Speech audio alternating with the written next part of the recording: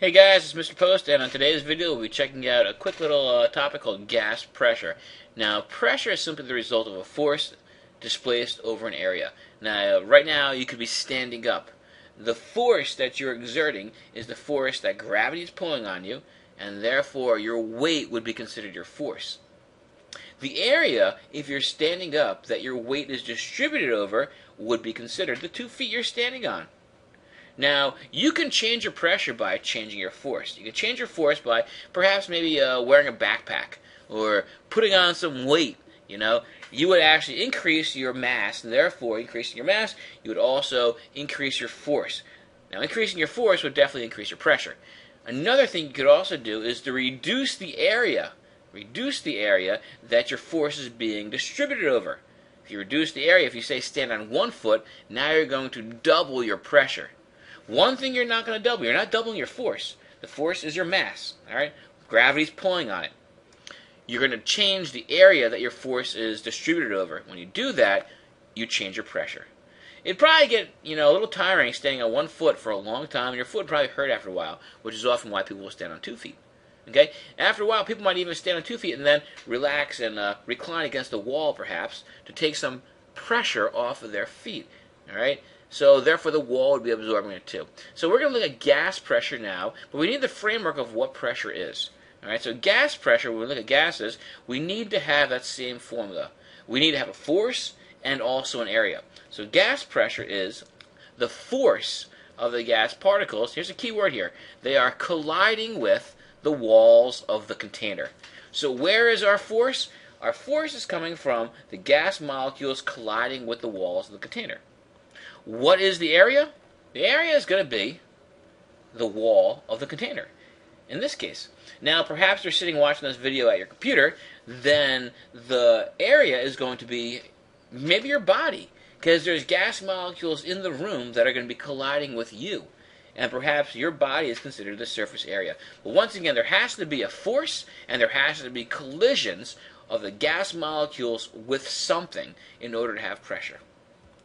Now, one thing we need to look at is which direction does this gas pressure flow. Okay, there's a good can, a WD-40. All right, there's usually a warning on here: contents under pressure, caution, as well as flammable too.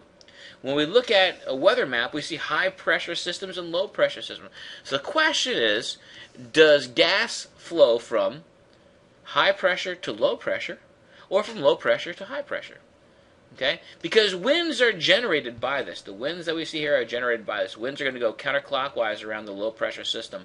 Okay? And I'm going to notice that I'm going to have spray coming out of my WD-40 can. Well, if I know that inside the can there is high pressure, therefore outside the can must be low pressure. And if everything is coming out of the can, up the can and out, it must be flowing from high pressure to low pressure. And that kind of gives me an idea of now where wind comes from. Wind comes from on a weather map. If we check this out, I have a high pressure here and a low pressure here. Wind is going to leave my high pressure and go into my low pressure. Same way, wind is going to leave my high pressure and go into my low pressure as well. And that's how wind is formed, actually. And the bigger the difference in pressure gradients, if this is a very high pressure system, this is a very low pressure system, the greater the wind speed will be. Alright, so the key here is that pressure, gas pressure, flows from areas of high to low. Okay, so therefore, if this dude gets a little hole in his spacesuit right there, what's going to happen to him? Okay, now we understand from the last slide that gases always move from areas of high pressure to areas of low pressure. Okay, where do you think the high pressure is? Inside his suit or outside in space? Now, space is also known as a vacuum, meaning there's no molecules, there's no air there. It's an absence of molecules. In an absence of molecules, space would be considered a low pressure, and inside his spacesuit would be considered the high pressure. So therefore, if he gets a little puncture, all the air is going to leave his suit and rush out of his suit, and the poor astronaut will be left with no air in his spacesuit. Okay, so once again, the general principle here is that gas molecules will go from areas of high pressure to areas of low pressure. And that's where we're going to end this short video, just covering over what exactly is gas pressure, and actually where does the pressure flow, and it flows from areas of high to low. Okay, guys, hope it was helpful. Have a good day.